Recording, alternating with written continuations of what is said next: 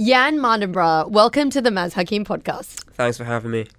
Jann, not many people can say that they've had a movie made about them and they've been totally immortalized.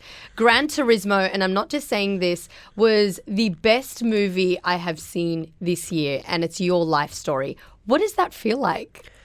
It feels very surreal still. I feel very blessed to be able to tell, a chapter of my life to a wide audience because I've just followed my dreams and ambitions from a child ever since I was 8. And once I made it into racing, being completely blinkered, nothing else mattered to me. And it's being selfish. As a sportsman, you have to be selfish. Mm-hmm. And I'm very blessed that this has come off the back of just dedicating myself to something which I believe is why I'm put on earth to do, is to race racing cars and just to be my best. Mm-hmm. So it's surreal. Did you cry watching the movie Gran Turismo? Because I cried. I cried for the last 10 minutes. When you watch a movie like 50 times, like I have of certain movies, you know exactly what's going to happen. You know what speech is going to be said next. Mm-hmm. It's very strange to watch your own life on screen. So when I watched it the first time, I was asking myself, how am I going to feel in this? Because I know what's going to happen because I've read all the scripts. I've been on set. I've been involved in everything. So I didn't cry, but there are scenes in there that I hadn't seen with the actors on set, especially the last couple with Jaimin and Archie just before the Le Mans scenes. And it's I feel a little bit something going on there. Yeah. But I've had a lot of messages from people who said they weren't expecting it to be so human. Yeah. Really. It must be really surreal. It is. It's surreal. It's weird. Mm-hmm. Really. People have told me there's only a few people. I'm 32 now, and most people that had biopics based on their lives in any industry, it's usually either at towards the end of their life, or they've passed on. Mm-hmm. And to have one when I'm, I don't know, maybe a third of the way through my life, it's I feel very lucky. Mm-hmm. And racing drivers themselves don't have many of those put onto the screen as well. So it's surreal. I'm very lucky. And how close was Gran Turismo, the movie, to the real story? Very, because my life has been quite varied. Yeah. The story that I have into motorsports is there's less than 10 people on earth that have had that route, and nobody's done what I've done in racing, the level. And then what's happened, I don't say happened to me, I say happened for me in my career, because I've always been, I don't care for all the other stuff. I just want to race racing cars as fast as I can, be the best that I can be. And of course, you have moments where you have highs and have massive lows as well. Yeah. And those highs and lows are in the movie. Mm-hmm. And what you do after those, you're judged on your recovery. So, when people tell me, oh no, that didn't happen, it's like, yeah, it kind of did. There's things in the movie that aren't in the movie that have happened to me in real life that aren't in there. And where people would say, yeah, for sure, that's too not real. But it's happened. I went back and watched some of the scenes in real life. The scene, I hate to talk about it, the accident. I went back and watched the real scene, and then I rewatched the actual movie, and it was exactly the same. Mm. So that was that's the lowest point of my life and career. Yeah. And when I was presented with the scripts and talking to producers and script writers, there was talk whether to put that in or not, and we all agreed that it has to be in there. I wanted to be in there because the story, if it wasn't in there, my life, it's not my life for one, and it would be very sunny. You can do anything, you have success and have no kind of negativity, and you can go and do great things, but that's not real. Life in general is not like that. Any person that has success or just life, you don't have that. You have, you're tested. That scene I've never seen. I've never watched it on YouTube, and I've never watched it in the movie. I always close my eyes when I see that because I lived it. I know exactly what happened. Yeah. Technically, and I can relive that in my mind, the impacts. So I get tagged on social media for like the same thing, and I understand why they do that, but for me it's like it's tough to watch. Of course. However, Sony were very aligned with me wanting to do that scene technically exact because it needs to be because of the situation of people, of a person being killed in that accident, and emotionally as well. So those scenes in the hospital, in the German hospital, where you're there, I'm there alone for periods of time, and you have those thoughts of, do I want to do this? Do I want to continue? The answer's always been yes. So I'm very grateful that Sony did those justice, because it needs to be like that, because that's what's happened. So Well, how do you handle the pressure of high stakes racing? I love responsibility. There's something... Said no one ever. I don't know, I don't know, that's me. So when imagine you have a racing car, and then all the parts that have to be put together to create that racing car, and then the people involved putting that together, then the people who design that, and then you have bosses and bosses and bosses. There's thousands of components, and then hundreds of thousands of people, well, say hundreds of people, designing and putting that car together, and then it's then given to me. You go, okay, you drive it as fast as you can. So it's almost sadistic in a way of like, oh, I can just crash the car on the wall, and I don't, but it's there's a huge chain of things that have to happen for you to be to drive this racing car, to race this racing car, and I love that. It's and then when you're strapped into this thing, it's a living, breathing thing. You have something with a huge engine, very powerful, so much energy in a racing car, and you're entrusted with that to squeeze as much energy from the engine through the steering to the tyres to produce, to beat everybody else, maybe 30, 40 other competitors in similar machinery. Better than anybody else. It's the best. It's amazing. You're very competitive. Very. Not in everything, because I know I used to be, because I can't now, because there's too much stuff going on. If you focus your energy on who can drink this cappuccino, this espresso the fastest, it's like, why do you need to do that? So for me, it's in my sport and my gym, my self-improvement. I'm very competitive in that.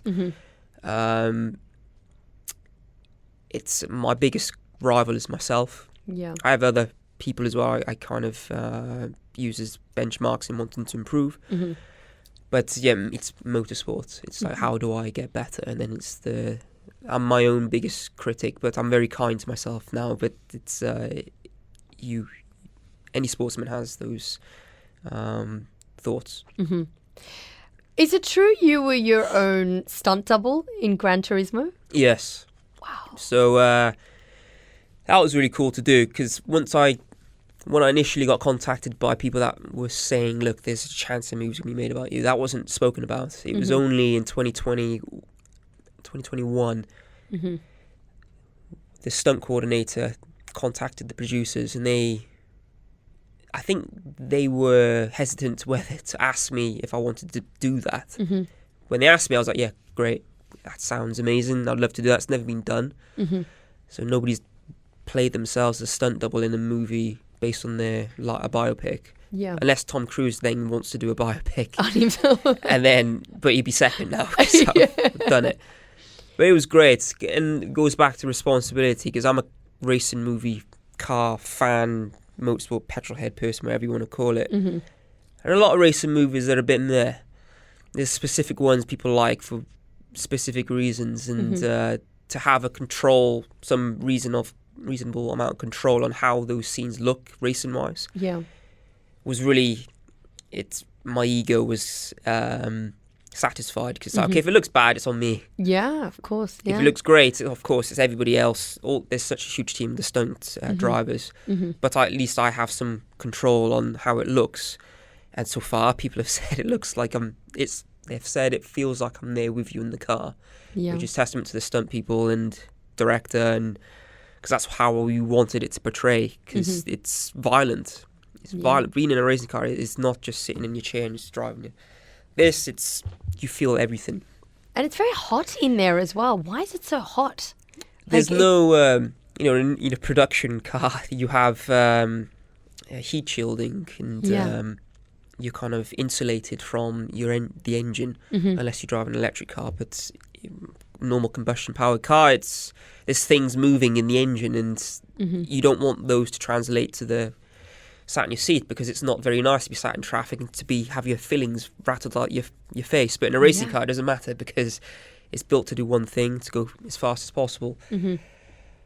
But so when Archie sat in the car, so those scenes where you see his face and he's sweating, that's real sweat, because he's actually been driven from the roof. Wow. The stunt driver driving it. I didn't do that part because they were like, I think for the insurance, they were like, no. You can do the shots where the camera's outside of the car, but those shots where Archie's driving and then there's some guy from the roof driving, we don't want you to do that because the insurance doesn't cover it. But so Archie's been driven around, the actor who plays me, at full speed. Wow. He's never been in a racing car, so he's feeling everything that we would feel for drivers. So those scenes, it's real emotion, because it's like he's been driven at speed. He's feeling the G-force, he's feeling the heat. So I think that's why people get the feeling that they're there with you, because the actor's actually doing the real thing. What a cast. So David Foster, Orlando Bloom and Archie Madekal. Were you involved in choosing some of the cast members? No. So with I got told I'm kind of doing my work as well during 2021, 2022, and I'm involved, but it's not like I'm involved in the casting. It's like I don't want to get involved in that because I'm not as creative as those people. It's not my thing. Yes. And the only stipulations I had, this was 2018, I think it was, when I met Dana Barretti, one of the producers, was the guy who plays me has to look like me and he has to have my real name. That's it. Because I had the brief, you want to do a biopic based on your life. That's enough for me to hear. I understood that a lot of the people involved in the movie had done 21, House of Cards. House of Cards isn't a biopic, but 21, Sully, Captain Phillips, biopics. Those are great films. So it was for me enough to kind of go, okay, they want to do that. They want to do it right. I'm not going to give them all these requests. It's like just two. Gotta look like me, gotta have my name. Apart from that, I'm fine. And Archie had been their favourite since day one of the original casting. With David Harbour as well, I know him from Stranger Things. Like, really? You're like, what? This guy's great. And then Orlando, because he's like guy's Legolas to me still. So yeah, and then having a Spice Girl play my mother. Have Jaimin Husu play my dad. It's fantastic. It's really, I'm very blessed. Because when I told people that these people are playing in my movie, they're like, nah. No way. You're like, yes, wait. Are you and Archie besties now? Or like we keep in contact. We keep in contact a lot. He's a very talented person, and I admire anybody going into another industry. And it's like me being filmed, preparing to become a ballerina. For him, he didn't have a driver's license before going on set. And then he's strapped in a racing car, and he's having to act. He was sick every single time we do a shot. Wow. He would be green afterwards, and he'd be sick. And he's spoken about this. I'm not just revealing new stuff. He's spoken about this previously. But so he was, for months, like this, every day, do his shots, get out of the car, be sick, get back in. A few minutes later, do the same thing for months. And so I have a lot of respect for somebody who can do that, because it shows a lot of determination and grit to do that. So I have immense respect for him. So we touched on it briefly earlier. Can you share a moment in your motorsport career where you faced a significant challenge, and how did you overcome it? That's related to the movie or separate? I think in life. In life, okay. So it's not shown in the movie, but I did this championship in 2013 in a Formula car, Formula 3, doing FIA Formula 3 and British Formula 3, which is the top level Formula 3 category out there. I'd been racing at that point a year and a half. And a Formula 3 car, it's a real racing car. It really tests you as a person, as a driver. And I was bad. I rate myself, I was terrible. Other people around me at the time, it's not true, but for me, it was a real struggle to get to grips with that car, because I've been driving another type of car, a GT car, for the last year and a half up until that point, and then I'm driving something completely different. It wasn't planned, and I struggled a lot of the year, and that was very testing mentally, very, very tough, because I would say the best moment of my life, my proudest moment, is winning the academy. Also, 3 years later in 2016, going to Japan and doing Japanese Formula 3. So I've been racing at this point 5 years, and then everything clicked. I had a chance to drive that type of car again, and now I'm fighting for a championship in Japan in that same car. It clicked. Just needed time and experience and hours. So that was one of the... It's not shown in the movie. If people go through my career, they would see... They can see it. It's out there. But that was one of the toughest, because I'm immensely... I've already said I'm a competitive guy. And when you're qualifying P15 for something, it's like... You just need hours. You just need hours and time. But it's very testing. And I'm very much aware as well that there's a lot of money going into my career. Nissan and the supporters and Sony, they're putting a lot of responsibility on me, so I'm like, I need to make this work. I did eventually, got there, but that was a very testing time. And there's a scene in the movie Gran Turismo which shows the Dubai Autodrome, which was a significant moment in your career and your life. Tell me about your love for Dubai and, I guess, racing in Dubai. So the prize for winning the GT Academy for me was the Dubai 24-hour race. It was to have a seat in that race. So my first international race was here in UAE in Dubai in January 2012. Wow. So when I was a teenager, maybe I was 13 or 14 years old, there was only three places, well, not only three, but the three main places I wanted to visit as a kid when I was older would be Dubai, Japan and America. Wow. And then I've raced in all three, which is something which I never envisioned being that old. So to do my first international race, we finished third. We were on the podium. There's a lot of relevancy to the UAE and Dubai for me, and I like it here. It's changed a lot since I was last here, because I've been racing Abu Dhabi a few times at Yaz. I've done the 24-hour race in Dubai twice as well. But it's been spread out over the last 12 years of me racing. So I've seen that I've come here and then there's been a lot. And then I've come here years later and it's like, okay, this building wasn't here before. This road wasn't here. So yeah, I have a lot of connection here with Dubai. Yeah. Trevor Noah was just here doing a comedy show, and he said every single time I come back to Dubai, he's like, it's like Dubai just builds on... Google Maps says no, and Dubai's like, yes, we're going to build on this ocean. So yeah, every time I'm sure when you come back, it's something new. Very. I mean, I was last here for the movie in November. And we were here for, I think, only for about 10 days. Yeah. But again, it's like stuff has changed slightly. Where was I staying? I think I was staying near the Media City. Right. Yeah, because it's kind of near the circuit, I think that one is. So yeah, changes all the time. What kind of legacy do you want to leave in motorsports? The legacy I don't want to leave, it's bigger than motorsport, really. It's more...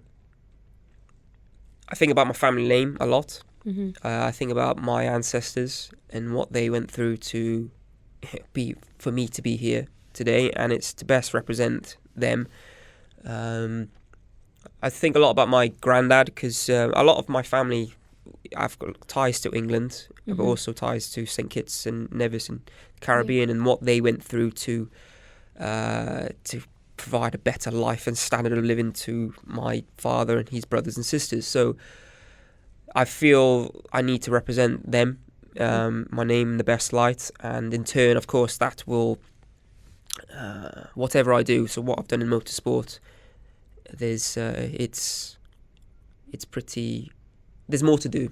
Say I'm not finished yet. There's more to do and achieve. So I'm constantly working on that. They say adversity builds mastery and failure leads to learning curves. Is there a moment in your life where you experienced failure and then you came out greater, or it was a learning experience for you? All the time. Because there's a quote I really like about motorsport, and it's true, because in motorsport you spend most of your time losing, which is why winning tastes so sweet. Love it. So it's there's times when you can finish fourth, wherever, which is great, but there's times where you crash out, or you finish way down, or there's a car failure that's out of your control. Motorsport, there's so many things and parts that have to align. Thousands. It's a miracle that you can even finish a race. Of all the personnel, all the people put the car together, maybe somebody's had some wine on their lunch break and they didn't quite tighten up a bolt tight enough and something falls off. There's so many things that have to come together in order for you to finish a lap or finish a race. It's a miracle. But yeah, I'm in agreement of that. Like your failures, you are judged on how you come back from those, and you're gonna have big ones, you're gonna have small ones, and if life was just you win, and then you get a failure, you wouldn't know how to deal with that. And I'm still working on that to this day. I'm much better at now. Whenever there's a failure, it's okay, it's a lesson. This happened for me. It's a mindset change. I used to think very early on, why is this happening to me? Is wrong. I believe that anything that happens that's presented to you, you can deal with, whether that be good and success or negativity, or failure, you can come back from that. So yeah, I'm very much like that. What if someone's listening now and they're going through a losing streak, or they're not getting many wins? What would your advice be to them? Again, it's a similar type message. There's no darkness without light, and then vice versa. There's only, if you stick at something, nobody's coming to save you, for one. So getting that into your head as a person, I think, is very important. Because if you're expecting people to help you out of pity, that's the wrong tree to be barking up. You've got to do it yourself. And when you do it yourself, and you do accomplish what you set out to overcome, the satisfaction that you have and the lessons you learn from that are going to be way more valuable than having a hand.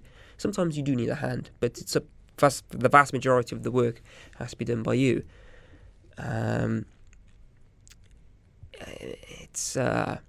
You got to be willing to put in the work to pull yourself and drag yourself out, and it's worth it.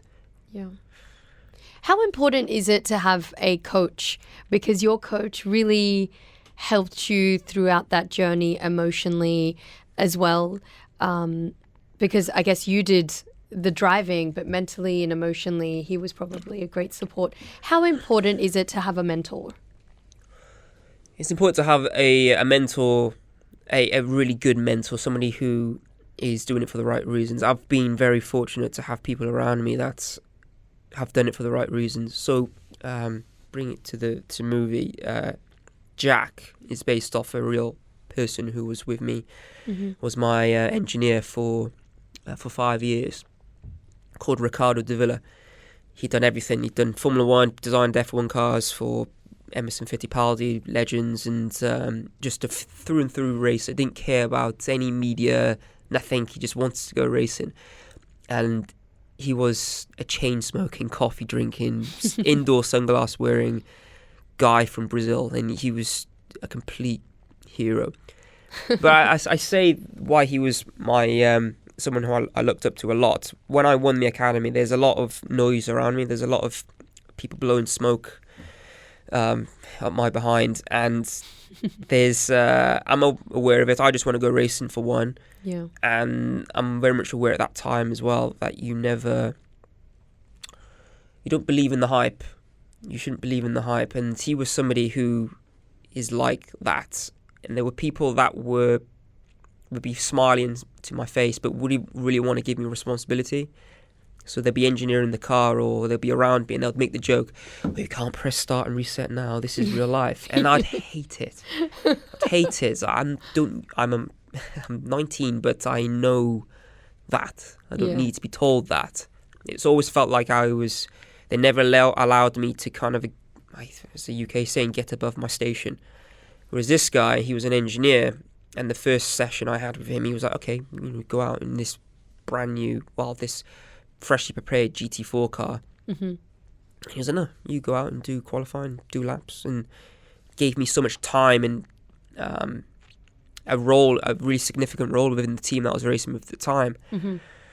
And at Le Mans as well, that was the same thing. So I felt like he wanted me to grow. He wanted me to fail as well, so I can recover from those, learn the lessons myself. Mm-hmm. And we aligned on that. I could feel that he wanted to bring me on and learn off his experience, and also he wanted me to be thrown into the deep end, and I loved that. Yeah. Because of these other people that were like, great, but also, we don't want to give you too much because you're kind of new. Yeah. Whereas he was, he's like, no, in order for you to grow, you have to be able to be thrown into the deep end. Mm-hmm. Which is why I vibed with him a lot. He was a very important person in my career. Unfortunately, he passed away in 2020. Did you see the movie? No. No. I don't think he even knew about it as well, because it was 2020, and we didn't even start production, or the scripts weren't even coming through at that point as well, I don't think. So no, he didn't. But his family is aware of it. Yeah. And he'd be looking down for sure. How important is music in your life? Because throughout the movie, you were listening to Kenny G and what was the other one? Sail Away. Enya, that's it. Mm. How important is music to keep you focused in your life? It's strange because growing up, I was very selective what music I listened to, because I noticed my friends and people around me, they would be really emotional depending on the music they listened to. Mm. And I thought that was weird. I'm like 12. I'm like, why are you getting so... I didn't understand it. So music, I had my selection of music. I'd listen to...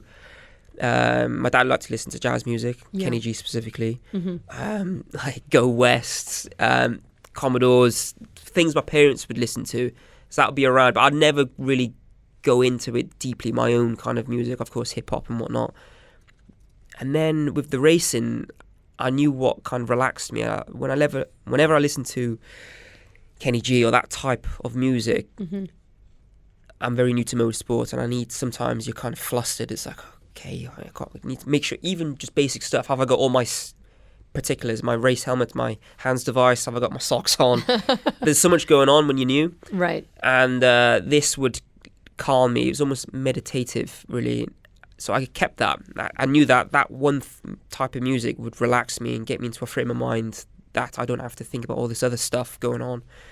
And so when the director, Neil, he asked me, like 2021, he randomly texted me. He's like, dude, I've got the text on my phone. He's like, what music do you listen to before the race? And I was like, Kenny G. And he's like, oh, that's amazing. That's fantastic. Then I replied again, saying, no, specifically Songbird.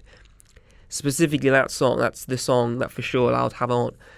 And I first heard that from like a Jeremy Clarkson feature he did on Monaco. Wow. When he did like the spin-off show he used to do after Top Gear. Mm-hmm. In the winter for like the Christmas sale of DVDs, he did a feature on Monaco, and he was playing that music on some B-roll, and I was like, I like that song. I've had that since I was probably 12. So yeah.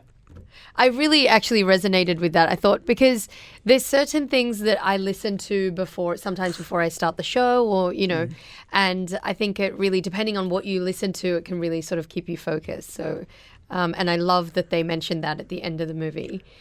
What advice would you have to anyone whose life really resonates with your story, and after watching Gran Turismo, they could really resonate with it? I think because it goes back to dreams. I believe that every child on earth has a God-given gift, a talent, and it's up to you to find that. But also, you have children; they have many dreams. With child, you have loads of dreams, and somehow along the way, even in childhood, that gets kind of like knocked out of you. Or we get jaded. I think the jaded comes from your environment. I think if your environment is done in a certain way where you're told from a young age, you can achieve whatever you want to do in life. You can't do everything, but you can do anything. Yeah.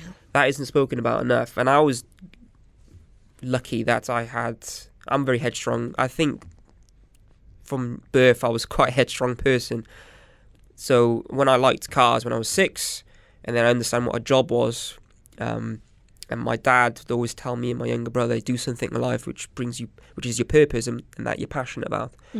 So knowing that, and it's like, okay, I love cars, I love motorsport, I want to do that as a job. Okay, that's my dream. And my dad always said that through my teenage years into adolescence. But if you don't have that, it's very basic, but if you don't have that small structure, you don't tell your dreams to anybody, really. You don't say it to anybody because you take power away from it, and people say stuff, they'll joke and go, what are you talking about? You got to be real, you got to be a realist. Like, who gets to decide that? So the messages I've had on social media, I've really enjoyed having them, because people would message me and they'd say, the movie has inspired me to follow my dreams, and a lot of messages like that, but they would never say what that dream is. They wouldn't tell you. No. And it's not like I prompt them. I love that, because that's important. So I think everybody's on the same vibe. Like, you don't say it openly. You don't joke about your dream. You never joke about your dream. You don't say, I want to be a footballer, and then just laugh about it like nervously. It's like, no, you don't do that. It's important not to do that, because it's only you can make that happen. Nobody else is going to believe in you if you don't believe in if that's possible to do. So it's that. I think my message would be, you've got to be very clear of yourself. What do I want to do in my life? And even if it's far away, at least have some direction to it. My story is I'm very fortunate, and I believe in fate, but the timing has been very good.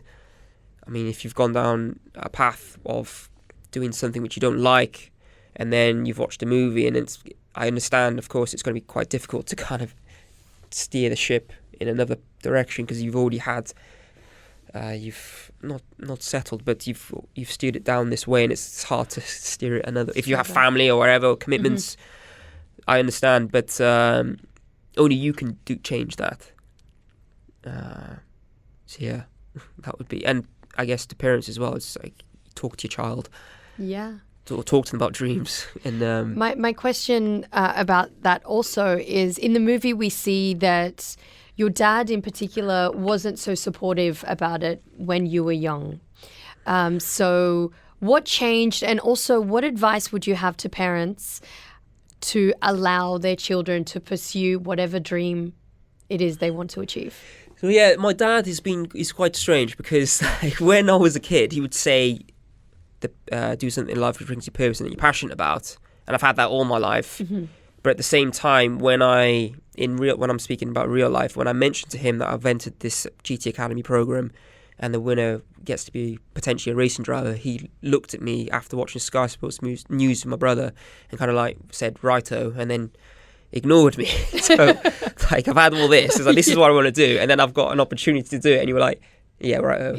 Like, so the movie, it shows that, but it's a bit exaggerated, because when I entered the competition finally, he was on board, and you could see, and he's very on board to this day.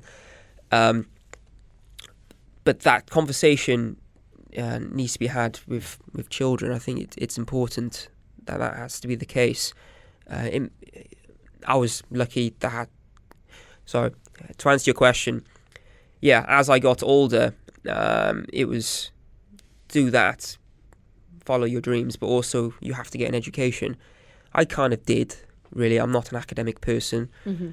But as I got older, he was kind of getting a bit more, no, you have to go you have to go to university, because I did. I did go to university. I was there for 3 weeks. It was awful. I dropped out and worked in a department store, hanging clothes and clotheslines. That was my thing before racing. So I understand retail is very tough. But I think as your child gets older and older and older, it's easy for the parent to kind of go, no, you have to do the safe way because everybody else is doing it.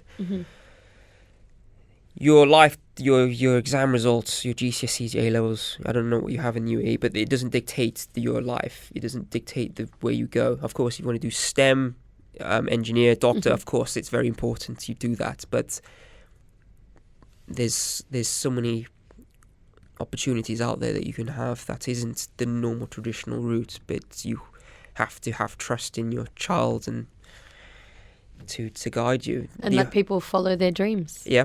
You know, if you can't help them achieve it, at least don't block it. Absolutely. You know. Absolutely. I mean, their roots, their life isn't your life, really. The situation in, example, esports, it's like, well, imagine saying that this 20 years ago to a person, yeah, I'm going to have a career in esports, didn't exist. But then you have children, people kind of that are 20 years old now. It's like, no, they're in a industry which is bigger than Hollywood. And making so much money. Exactly. So it's, you may not support it, but just don't block it. Don't, because you don't know. You don't know where you're going to be in 10, 15, 20 years' time. The state of the world, where you can find opportunities. It's not... it isn't planned. It's not planned. If there's something small like the gaming industry, it's 20 years ago. Look at where it is today, for one example. And other industries that were big maybe 20 years ago maybe aren't as relevant so much now. So, yeah, don't block it. What's next for Jann?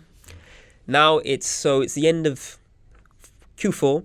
It's the time to talk to race teams, time to talk to sponsors, and put a package together for next year racing.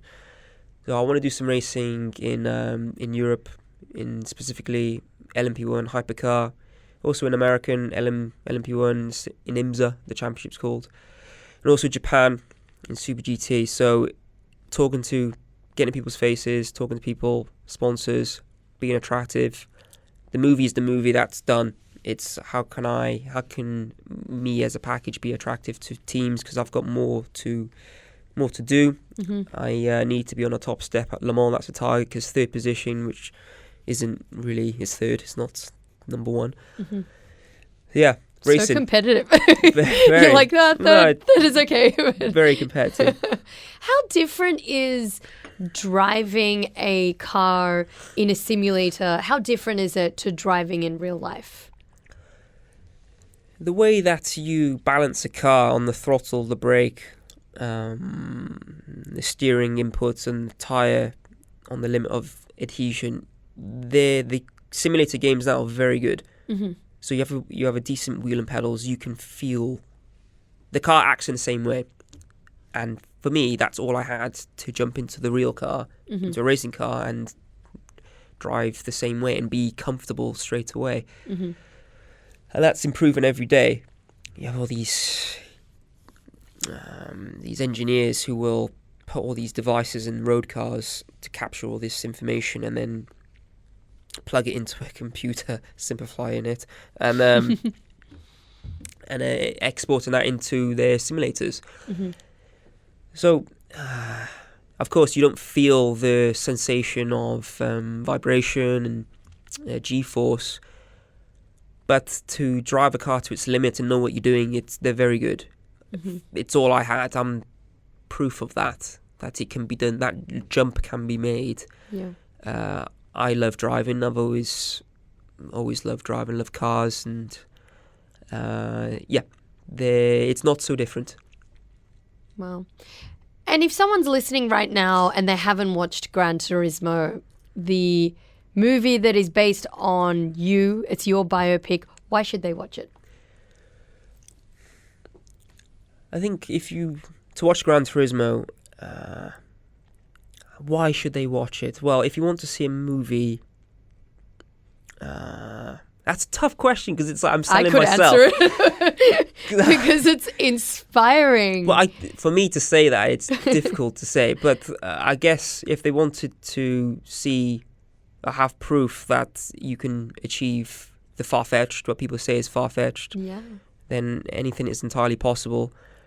Then you can overcome your the darkest moments of life and achieve success after that.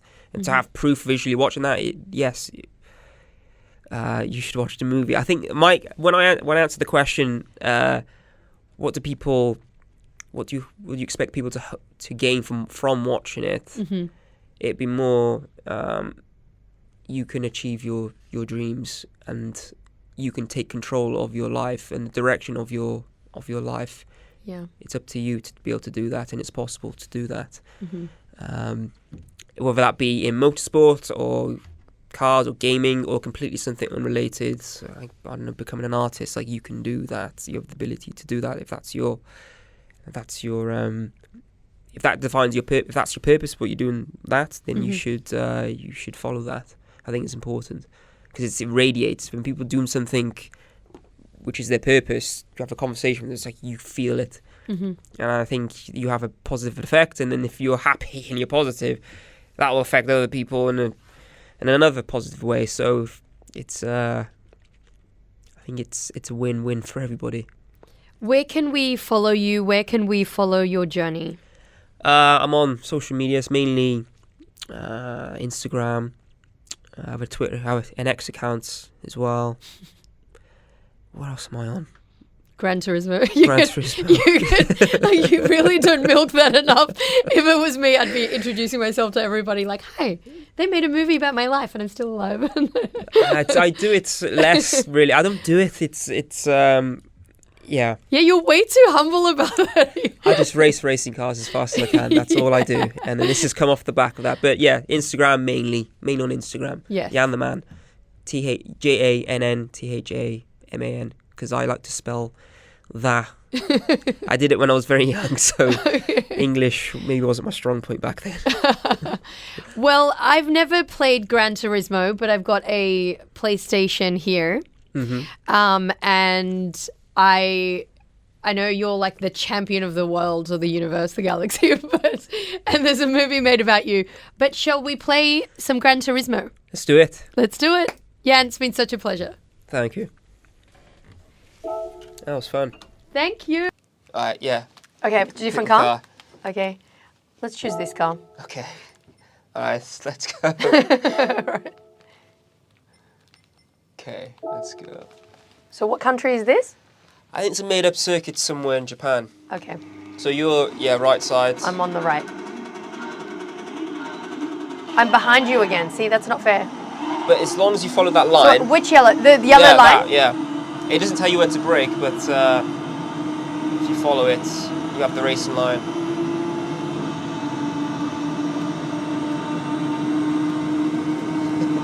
Oh my god. Okay, hold on. Oh wait, where's the yellow line? It's still there. You have to brake. You know, the thing is with sporting... Oh, shit. Ow. The thing is with motorsports, like, how do you not get scared? You see the wall approaching you. Like, how do you not, like, I would probably freak out. You're actually not bad, you know. Right, I've never played this, by the way. Now I'm going against the... Oh, here we go. So you follow the yellow. I never knew that.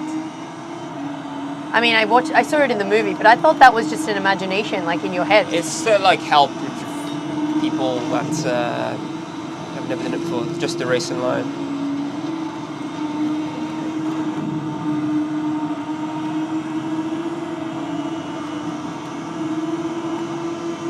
How many seconds behind you am I? Oh, what? You were in front of me. What? I was in front of you? I didn't know that. I would have gone faster if I did. Oh, no. Oh, no. Oh, you're on... I was going to say you're on fire, but I can't joke about that.